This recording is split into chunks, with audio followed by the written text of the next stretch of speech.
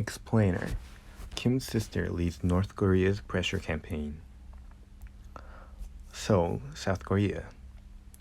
As North Korea goes back its pattern of pressuring South Korea to get what it wants from the United States, the powerful sister of leader Kim Jong-un has emerged as the face of its campaign of mixing weapons demonstrations, and peace offers.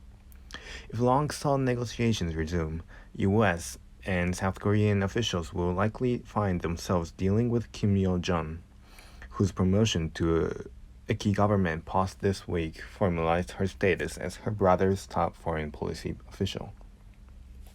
Rising star? Amid a freeze in nuclear diplomacy between Pyongyang and Washington, Kim Yo-jong shocked South Korea in June last year when she ordered the destruction of an empty South Korean-built liaison office inside North Korea. Weeks later, she said North Korea would never re-engage with Washington unless it takes irreversible steps to abandon its hostile policy, mainly referring to economic sanctions against the North and U.S.-South Korea joint military drills. The North has maintained its position until now, while rejecting the Biden administration's offer to resume talks without preconditions. Recently, however, Kim has taken center stage again, issuing two separate statements offering conditional talks with South Korea.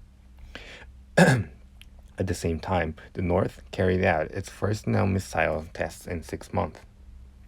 This week, she was named a member of the State Affairs Commission, a high-level decision-making body led by her brother. Kim Yo-jong's promotion likely reflects her brother's assessment that she is effectively performing her role as international spokesperson for the regime, said Leif Erik Easley, a professor at Seoul's Ilha University. North Korea's number 2.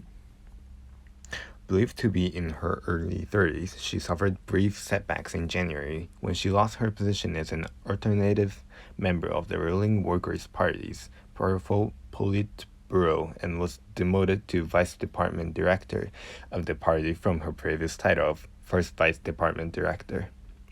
Experts speculated Kim Jong-un held her responsible for policy failures, or he worried about her too rapid rise. Kim Yo-jong's entrance to the commission, an executive branch office that her brother created in 2016 after spending years consolidating his power, could further solidify her political standing, which South Korea's spy agency described as North Korea's number 2. Her inclusion in the State Affairs Commission will lend further official weight to her statements, as she will now be speaking as a foreign policy official formally put in charge to deal with Washington and Seoul, said Han Min, an analyst at Seoul's Korea Institute for National Unification. In a shakeup announced Thursday, First Vice Foreign Minister Cho Sun-hui, a veteran diplomat who has been deeply involved in the nuclear diplomacy with the U.S., was excluded from the commission. That shows Kim Yo-jong has her brother's full support in assuming a more decisive role in managing relations with Seoul and Washington, Han said. In her new job, Kim Yo-jong will likely lead future North Korean delegations in talks with Seoul or Washington, said Kim Yeo-soo, an expert at South Korea's Korean Institute for Military Affairs. She could also be a special envoy to Washington, playing a role similar to her brother's top intelligence official who in 2018 helped set up a summit with then-President Donald Trump, the analyst said. In 2018, she became the first member of the Kim dynasty to travel to South Korea after the 1950-53 Korean War, attending the opening ceremony of the Winter Olympics and meeting with South Korean President Moon Jae-in to convey her brother's desire for the two to meet. Old playbook? Analysts say North Korea is reviving its familiar playbook of combining missile tests and peace overtures to win outside concessions from the Biden administrations, which has shown no willingness to ease sanctions unless Pyongyang makes progress on denuclearization.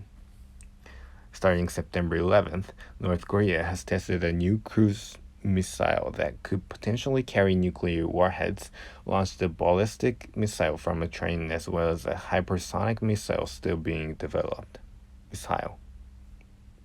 On Friday, the North said it tested a new anti-aircraft missile, which some experts say was in response to South Korea's acquisition of the advanced U.S. fighter jets. While offering talks, including an inter-Korean summit and the reconstruction of the destroyed liaison office, Kim Yo-jong said South Korea must first abandon double-dealing standards and hostile policies. Some observers say she wants South Korea to persuade Washington to relax the sanctions. She also wants South Korea to stop criticizing the North weapon developments as part of efforts to get an international recognition as a nuclear power. North Korea has maintained a suspension on the testing of nuclear bombs and long-range missiles targeting the American homeland for more than 3 years, indicating that it wants to keep its diplomatic options with Washington alive.